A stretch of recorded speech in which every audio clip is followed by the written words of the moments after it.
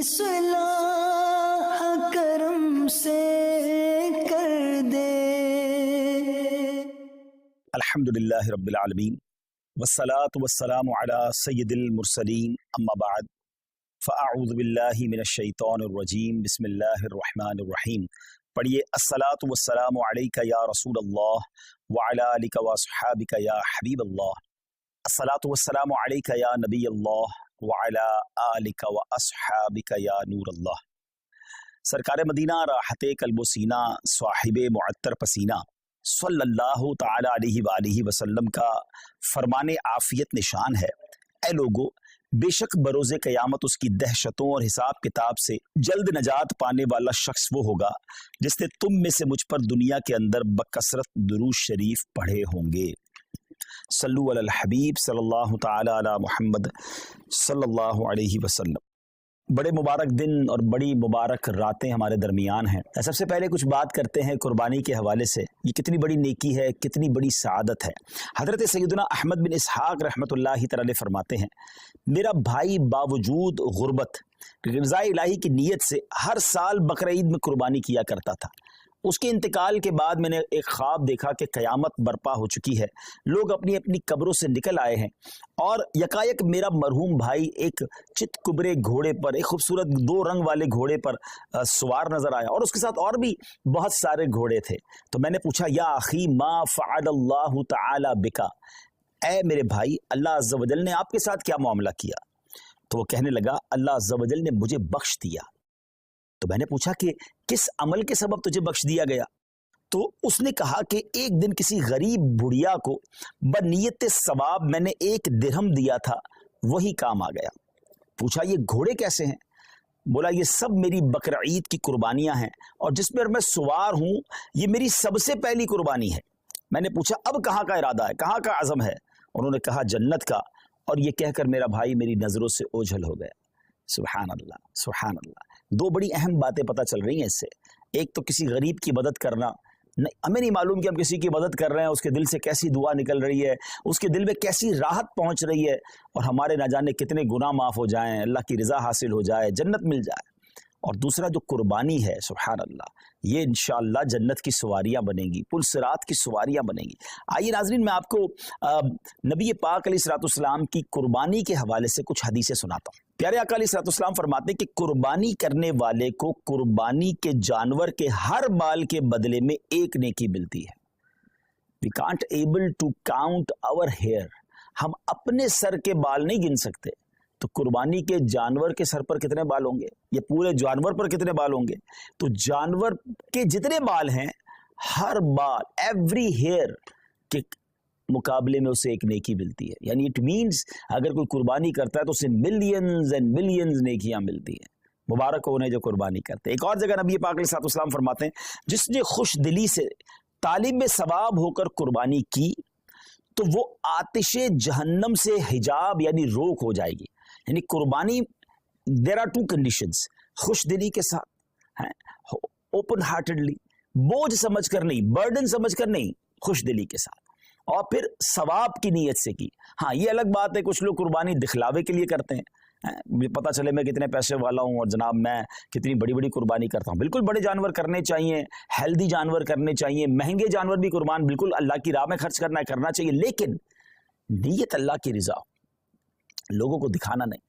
تو پھر انشاءاللہ یہ جانور، یہ قربانی جہنم کے مقابلے میں آڑ بن جائے گی، روک بن جائے گی۔ ایک اور جگہ سرکار دو عالم علیہ الصلوۃ والسلام نے اپنی پیاری بیٹی خاتون جنت بی بی فاطمہ الزہرا رضی اللہ تعالیٰ عنہ سے ارشاد فرمایا کہ اے فاطمہ، اپنی قربانی کے پاس موجود رہو، کیونکہ اس کے خون کا پہلا قطرہ گرے گا تمہارے سارے گناہ معاف کر دیے جائیں گے۔ اللہ اکبر، سبحان اللہ، سبحان اللہ۔ جانور کا قطرہ گرنا ہے خون کا، اور ہمارے گناہ معاف ہو جانے انشاءاللہ۔ ایک اور حدیث سنیے، پیارے آقا علیہ الصلوۃ والسلام فرماتے ہیں، جس شخص میں قربانی کرنے کی وسعت ہو پھر بھی وہ قربانی نہ کرے تو وہ ہماری عیدگاہ کے قریب نہ آئے۔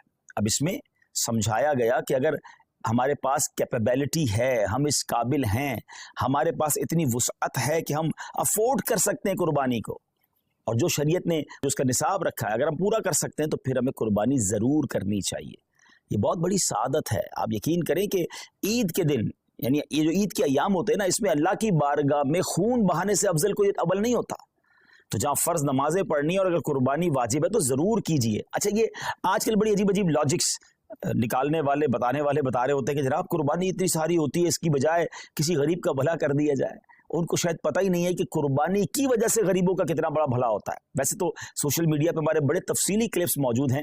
پہلی بات تو ایک بات سمجھ لیں، میں اور آپ کوئی بھی نیکی کرتے ہیں اللہ کی رضا کے لیے. اگر میرے رب کی رضا ان دنوں میں قربانی میں ہے تو لبیک اللہم لبیک، میرے رب کی رضا ہے میں قربانی کروں گا. میں ادھر ادھر کی باتیں نہیں سنوں گا کہ اس کے بدلے کچھ اور کر لو، اس کے بدلے کچھ اور کر لو. اور آپ غور کر لیں، ہر سال کچھ لوگوں کے پیٹ میں درد ہوتا ہے جب حج پہ لوگ جاتے ہیں کہ کروڑوں روپے خرچ کر کے وہاں کیوں جا رہے ہیں، کسی غریب کا بھلا کر دیں. اچھا جناب، یہ کروڑوں روپے کی قربانی ہو رہی ہے، کسی غریب کا بھلا کر دیں. 12 ربیع الاول کو اگر کوئی لنگر کرتا ہے، نیاز کرتا ہے، خوشی میں لائٹیں لگاتا ہے، تو کسی غریب کا بھلا. کوئی نہ کوئی لاجک لے کر آتے ہیں. یہ ساری لاجکس جو ہیں، آپ ذرا غور کریں اس کے پیچھے معاملہ کیا ہے.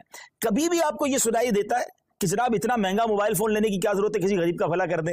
اتنی مہنگی واچ آئی ہے اور جناب اتنی مہنگی گھڑیاں پہننے کی ضرورت کیا ہے، کسی غریب کا بھلا کر دیں. برانڈڈ کپڑے پہننے کی ضرورت کیا ہے، کسی غریب کا بھلا کر دیں.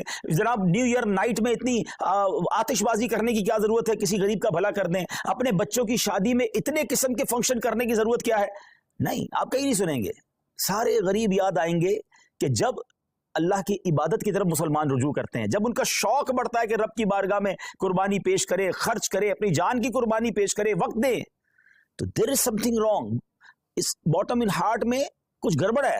سمجھیے بات کو. اب میں آپ کو بتاتا ہوں جس کو بہت زیادہ اس بات کی فکر ہے کہ غریبوں کا بھلا ہو جائے. یہ قربانی سبحان اللہ، یہ ایک ایسا شاندار فریضہ ہے اور ایسی خوبصورت یوں سمجھے کہ تہوار ہے، اسلامی تہوار ہے کہ جس کی برکت سے لاکھوں نہیں کروڑوں غریبوں کا بھلا ہوتا ہے فرام دا ڈے ون. اچھا، صرف پاکستان کی مثال لے لیں. ویسے ہمارے جتنے یہ جو تیسری دنیا کے بر صغیر کے ملک کہلاتے ہیں، جب بہت قربانی ہوتی ہے، پاکستان ہو گیا، ہندوستان ہو گیا، بنگلہ دیش، جہاں بھی غریب ممالک ہیں، مجھے بتائیے قربانی کے جانور آتے کہاں سے؟ 90% جانور وہ لوگ لے کر آتے ہیں جو اپنے گھروں میں، اپنے گاؤں گوٹھوں میں ان جانور کو پالتے ہیں. غریب لوگ ہوتے ہیں اور پورا سال پالتے ہیں تاکہ قربانی کے دنوں میں بیچیں گے تو اس سے ہمیں پیسے ملیں گے. تو ان لاکھوں کروڑوں غریبوں کا بھلا ہوتا ہے جب قربانی ہوتی ہے. اچھا، بزنس کا ماڈیول کیا ہے؟ What is the way to boost your business اور یور اکانومی؟ اس کا طریقہ یہ کہ ایک بندے کی جیب سے پیسہ نکلے اور وہ مختلف لوگوں کی جیبوں میں چلا جائے. امیر کی جیب سے پیسہ نکلے، غریب کی جیب میں چلا جائے. تو اب وہ غربا، وہ محنت مزدوری کرنے والے گاؤں گوٹ کے ولیجرز، وہ گاؤں گوٹ کے رہنے والے جانور لے کر شہروں میں آتے ہیں. اور جناب اب امیر آدمی، اب جس کو اللہ نے استطاعت دی، وہ پیسے دیتا ہے اور ان کو گویا پورے سال کے لیے اتنی اماؤنٹ مل جاتی کہ پورا سال وہ اپنا گھر چلاتے ہیں، نئے جانور پالتے ہیں. تو جناب پہلا فائدہ تو یہ ہو گیا. کہاں گئے پیسے؟ غریبوں کے پاس گئے. اچھا، لیکن جب وہ جانور کسی منڈی میں آئے تو اس منڈی میں ہزاروں لاکھوں، یوں سمجھے پوری دنیا میں اگر دیکھیں تو لاکھوں شاید مزدوروں کا بھلا شروع ہو جاتا ہے. کوئی چارہ کھلا رہا ہوتا ہے، کوئی لوڈنگ کر رہا ہوتا ہے، کوئی ان کا خیال کر رہا ہوتا ہے، ان کا روزگار شروع ہو جاتا ہے. پھر جب وہ خرید کر گھر لاتے ہیں تو سوزوکی والے، ٹرک والے، ان کا روزگار شروع ہو جاتا ہے. اچھا، منڈی میں صرف چارے والے نہیں، رسی والے، جانوروں کی خوبصورتی کی چیزیں ہوتی ہیں وہ بھی بیچ رہے ہوتے ہیں. ہزاروں لوگ آتے ہیں تو وہاں پر باقاعدہ سٹالز لگ جاتے ہیں، کھانے پینے کی چیزیں بکنا شروع ہو جاتی ہیں. کتنے غریبوں کا بھلا ہوتا ہے. اچھا، جب وہ جو جانور آپ کے محلے میں، ہماری گھروں کے قریب آ جاتا ہے تو اب گھر کے علاقے میں، بلڈنگ میں چوکیدار اور محلے والے جو لوگ جانور سنبھالتے ہیں ان کا روزگار شروع ہو جاتا ہے. سارے تو غریب ہیں. اچھا جناب، اور آگے چلتے ہیں. اس کے بعد جب قربانی ہوتی ہے تو کون کرتا ہے قربانی؟ ہم خود تو نہیں کاٹتے نا جانور کو. ہزاروں لاکھوں گوشت فروش قصاب اسلامی بھائیوں کا، اور ایک ایک قصاب کے ساتھ 5-5 6-6 ہیلپر ہوتے ہیں. ان کا ٹھیک ٹھاک روزگار بن جاتا ہے 3 دنوں کے اندر. اب وہ کون لوگ ہوتے ہیں؟ وہ بھی نارمل لوگ ہوتے ہیں، ان کو زبردست روزگار مل جاتا ہے. مسلمانوں کی جیب سے پیسہ ان کی جیبوں میں جا رہا ہے. اچھا، اب گوشت کٹ گیا، کٹنے کے بعد کیا ہوا؟ سارا ہم نہیں کھا جاتے، لوگ اپنے رشتہ داروں میں بانٹتے ہیں، بہت سارے غریبوں میں بانٹتے ہیں. تو لاکھوں لاکھ غریبوں کو گوشت ملتا ہے، بلکہ ایسے لوگوں کو ملتا ہے جنہوں نے پورا سال گوشت نہیں کھایا ہوتا، ان تک گوشت پہنچ جاتا ہے. اور آگے چلیے، اب جب گوشت اس کے کچھ دنوں کے بعد ایسی جگہوں پر پکنے کے لیے جاتا ہے جو کباب بناتے ہیں، بوٹی بناتے ہیں، جناب وہ بھی نارمل لوگ ہوتے ہیں، ان کا بھی روزگار چل پڑتا ہے. اور آگے چلیے تو اس کی جو کھالیں ہوتی ہیں، یہ کھالیں کسی لیدر فیکٹری میں جا کے بکتی ہیں، تو وہاں شوز، تو جیکٹ وہ بنتا ہے، تو اس کی سلائی کڑھائی مزدوری کرنے والے، یعنی اگر from the start till the and دیکھیں تو کروڑ لوگوں کا بزنس چلتا ہے، روزگار چلتا ہے، مزدوری ملتی ہے، گوشت ملتا ہے. سبحان اللہ و بحمدہ، سبحان اللہ العظیم. گویا سنت فطرت ابراہیمی پر عمل بھی ہو رہا ہے, گناہ بھی معاف ہو رہے ہیں, اور پورے مملکت کا, پوری کنٹری کا کاروبار چل رہا ہے, لاکھوں لوگوں کا روزگار بڑھ رہا ہے. تو یہ جو آرگیومنٹس ہوتے ہیں نا, اس پر توجہ نہ دیا کریں. یہ تو میں نے آپ کو اپنے دماغ سے حکمتیں بتائی ہیں, ورنہ جس کریم نے یہ کام ہم پر حکم فرمایا ہے, ہم پر لازم شریعت نے کیا ہے, وہ جانے, اس کی حکمتیں جانے. اگر کسی کام کی حکمت سمجھ نہ بھی آئے, سمجھ نہ بھی آئے, تو ہمارا کام اس کی لاجک تلاش کرنا نہیں. اگر ہمیں یہ پتا چل گیا کہ یہ اللہ کا حکم ہے, اللہ کے حبیب کا حکم ہے, ہمارا کام لبیک کہنا ہے, ہمارا کام عمل کرنا. ہم بندے ہیں, ہمارا کام لبیک کہہ کر کام کرنا ہے. تو میں امید کرتا ہوں کہ چلیں, فضیلت پر بھی بات ہو گئی, کچھ لاجکس پر بھی بات ہو گئی, اور اب آئیے سبحان اللہ, اگر یہ کام ہم دعوت اسلامی کے تھرو کرواتے ہیں تو یہ اتنے سارے بینیفٹس تو ہونے ہی ہونے, کچھ اور شاندار بینیفٹس ہوں گے. کیونکہ دنیا بھر میں جو لوگ ہمارے عاشقان رسول لیتے ہیں, کئی ملکوں میں قربانی کرنا آسان نہیں ہوتا, پھر اس کو سنبھالنا آسان نہیں ہوتا, اس کی صفائی اور اس کے بعد اس کا گوشت بانٹنا. تو اب کہاں قربانی کروائیں؟ تو سبحان اللہ, دعوت اسلامی نے آپ کے لیے کام بڑا آسان کر دیا کہ ہم نے اجتماعی قربانی, ڈونیٹ قربانی کا ایک ماڈیول متعارف کروایا کہ آپ دنیا میں کہیں بھی ہیں, آپ گھر بیٹھیں, آپ کی قربانی ہم کریں گے. اور کیسے کریں گے؟ کیونکہ یہ شرعی کام ہے, شرعی فریضہ ہے, واجب ہے. تو اس کے جو بھی شرعی کانسیکوینسز ہیں, اس کی جو شرعی احتیاطیں ہیں, مفتیان کرام سے رہنمائی لے کر, ان سے تربیت لے کر ایک شاندار نظام بنایا کہ آپ کا حصہ جو ہے, آپ کے نام کی قربانی پراپر ٹائمنگ میں, پراپر طریقے سے اور شریعت کی گائیڈنس میں ہو. اور پھر وہ قربانی ہونے کے بعد آپ کی تو قربانی ہو گئی, مگر اب دیگر فائدے کیا ہوں گے کہ جو اس کا گوشت ہے وہ عاشقان رسول کے گھروں تک پہنچے گا. اور آپ یقین کریں, بعض اوقات تو ایسے لوگوں کے گھروں تک گوشت پہنچتا ہے جو شاید پورا سال بقرعید کا انتظار کرتے ہیں کہ ہمارے گھر بھی گوشت آ جائے گا. آپ کسی بیرون ملک میں بیٹھے ہیں, ہم تو روز شاید کھانا اچھا کھا لیتے ہیں, مگر آپ کی اس قربانی کی برکت سے کسی کا 15 دن یا کسی کا مہینہ جو ہے گھر میں گوشت پکتا رہے گا, اور اس کے دل سے آپ کے لیے دعائیں ہوں گی. اور اس کے بعد اس کی جو قربانی کی کھال ہے, وہ آپ کی میری دعوت اسلامی جو دنیا بھر میں دین متین کی خدمت کر رہی ہے, علماء بنا رہی ہے, حفاظ بنا رہی ہے, مسجدیں بنا رہی ہے, اور نہ جانے دین کی کتنی ساری چیزوں پر کام ہو رہا ہے, انشاءاللہ ہمارا اس میں بھی حصہ مل جائے گا. تو دیکھا جائے تو بینیفٹ ہی بینیفٹ ہے, انشاءاللہ نیکیوں کا خزانہ ہے. تو میری گزارش یہ ہے کہ اس بار آپ نے اپنی قربانی کرنی ہے دعوت اسلامی کے ساتھ. اور ہاں, صرف اپنی قربانی کیوں, اپنے رشتہ داروں سے بات کیجئے, اپنے دوستوں سے بات کیجئے. انشاءاللہ میں ابھی کچھ تفصیل بھی بتاتا ہوں. میں آپ کو پہلے یہ بتا دیتا ہوں کہ ہمارے جو اس بار قربانی کی ریٹ لسٹ ہے, جو بکرا ہے پورا, اگر آپ ہول گوٹ کرنا چاہتے ہیں تو وہ 34,000 ہے. اچھا, اب یہ تو پاک روپیز میں ہے. اچھا, لیکن جو لوگ بیرون ملک میں, تو ان کی آسانی کے لیے میں کرنسی میں کچھ ریٹس بتا دیتا ہوں تاکہ آپ کو یہ پتا چل جائے کہ پر کاؤ شیئر ان UK 65 پاؤنڈز, اور اگر کوئی فل کاؤ دینا چاہتا ہے تو 455 پاؤنڈز ہیں, اور اگر کوئی ہمیں ایک گوٹ دینا چاہتا ہے تو 105 پاؤنڈز ہیں. اب 105 پاؤنڈ یا 65 پاؤنڈ ایک آپ کا حصہ تو ہو جائے گا, لیکن نہ جانے کتنے لوگوں تک ماشاءاللہ گوشت پہنچ جائے گا. تو اپنی قربانی اس بار آپ نے دعوت اسلامی کے ساتھ کرنی ہے. USA کی طرف چلیں تو $80 ہے پر کاؤ میں جو آپ کا حصہ ہے, اور ایک گوٹ, ایک بکرا جو ہے $130 ہے. کینیڈا میں $100 پر شیئر کاؤ میں, اور گوٹ کے اندر 165 کینیڈین ڈالرز ہیں. یورپ کی بات کریں تو 70 یورو ایک حصہ ہے گائے کے اندر, اور پورا بکرا جو ہے فل گوٹ 120 یوروز بنتے ہیں. باقی اسی طرح کرنسیز ہیں. UAE میں اگر ہم بات کریں تو 275 درہمز بنتے ہیں ایک حصے کے, شاید 350 درہم میں تو UAE میں آپ بکرا ڈھونڈ نہیں سکتے یا حصے. اب یہ دیکھیں نا کہ آپ ان کے اصالے ثواب کے لیے قربانی کر رہے ہیں, اور وہ گوشت کسی مسلمان کے گھر میں بھی جا رہا ہے. تو سبحان اللہ, اس کی دعائیں الگ مل رہی ہیں, بزرگوں کا فیضان الگ مل رہا ہے. تو اگر میری رقم کا ان دنوں میں اتنا بہترین استعمال, ذرا غور کریں نا, حضرت ابراہیم علیہ السلام کو تو اپنا بیٹا قربان کرنے کا حکم دیا گیا تھا. ہم سے تو اتنا بڑا امتحان نہیں لیا جا رہا, ہمیں تو چند روپے ہیں اللہ کی راہ میں خرچ کرنے ہیں. تو بہت سو کو اللہ نے بہت نوازا ہے. تو جناب, اس بار اپنی قربانی نہ صرف ہمیں خود دعوت اسلامی کے ساتھ کرنی ہے, بلکہ اپنے دوستوں کو, اپنے رشتہ داروں کو اس بات پر انکریج کرنا ہے کہ دعوت اسلامی والوں کے ساتھ قربانی کریں. اور انشاءاللہ, اچھا, جو پاکستان سے دور رہتے ہیں اور خاص طور پہ اوورسیز پاکستانی ہیں, they know very well the condition of Pakistanis nowadays, جو یہاں پر مہنگائی کا حال ہے, جو یہاں پر لوگوں کی مشکلات کا حال ہے. آپ سمجھ سکتے ہیں کہ لوگ کتنی مشکل سے زندگی گزار رہے ہیں, جو نارمل اور میڈیم کلاس کے لوگ ہیں. تو اب آپ سوچیں کہ ان کے گھر میں گوشت اور قربانی کیسے ہو سکے گی ان دنوں میں. تو اگر ہم ان کا دعوت اسلامی کے ساتھ انشاءاللہ جب یہ قربانی کریں گے تو بہت سارے عاشقان رسول کے گھر میں جو ہے قربانی کا گوشت پہنچ جائے گا۔ یہ یاد رہے کہ یہ ہماری شرعی احتیاط ہے کہ ہم یہ جملہ نہیں کہہ رہے کہ جناب آپ کی قربانی کا گوشت غریبوں میں تقسیم ہوگا۔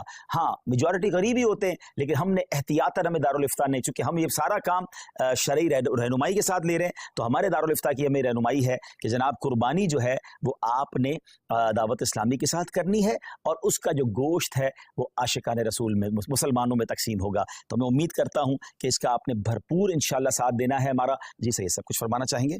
ایک میسج آئے گا، اور والدین حیات ہوں تو ان کے لیے بھی قربانی کر سکتے ہیں؟ جی جی، والدین حیات ہوں اور تو پھر تو ان کے نام کی قربانی بالکل ہونی چاہیے، اور اگر وہ صاحب استطاعت ہیں تو ان پر تو واجب ہو جائے گی قربانی۔ لیکن اچھی بات ہے کہ گھر میں اگر کوئی شخص ہے اور اپنے گھر کے بڑوں کے لیے بھی قربانی کرنا چاہتا ہے، بچوں کے لیے بھی کرنا چاہتا ہے، تو بہتر یہ ہے کہ جس کے بالغ کے نام کی قربانی وہ کر رہا ہے ان کو اعتماد میں لے لے کہ اس بار آپ کی قربانی میری طرف سے میں کر رہا ہوں۔ ان کی اجازت ہو جائے گی تو پھر ان کی قربانی بھی ہو جائے گی۔ ایسا نہ ہو کہ انہیں پتہ ہی نہیں ہے اور آپ ان کی قربانی کر رہے ہیں تو پھر ان کو اپنی قربانی بھی الگ سے کرنی ہوگی۔ اور اگر والدین دنیا سے چلے گئے ہیں تو ان کے لیے بھی ایصال ثواب کے لیے قربانی کی جا سکتی ہے، انشاءاللہ ان کو قبر میں ثواب کا تحفہ ملے گا انشاءاللہ۔ ماشاءاللہ پاکستان میں تو دعوت اسلامی قربانی کی کھالیں بھی جمع کرتی ہے، اور یہ بہت بڑی نیکی ہے کہ اچھا بعض اوقات ہم تھوڑی سی توجہ دیتے نا تو ہمارے آس پڑوس میں ہمارے خاندان میں بہت ساری قربانیاں ہو رہی ہوتی ہیں، ہمیں صرف کہنا ہوتا ہے کہ یہ قربانی کی کھال دعوت اسلامی کو دے دیں، کیونکہ دعوت اسلامی کا تعارف کروانا بہت زیادہ مشکل نہیں ہے۔ پوری دنیا دعوت اسلامی کو جانتی ہے، پاکستان والے تو زیادہ جانتے ہیں، تو اگر ہم تھوڑی سی کوشش کریں اور ہماری کچھ زبان چلانے سے، تھوڑی سی کوشش کرنے سے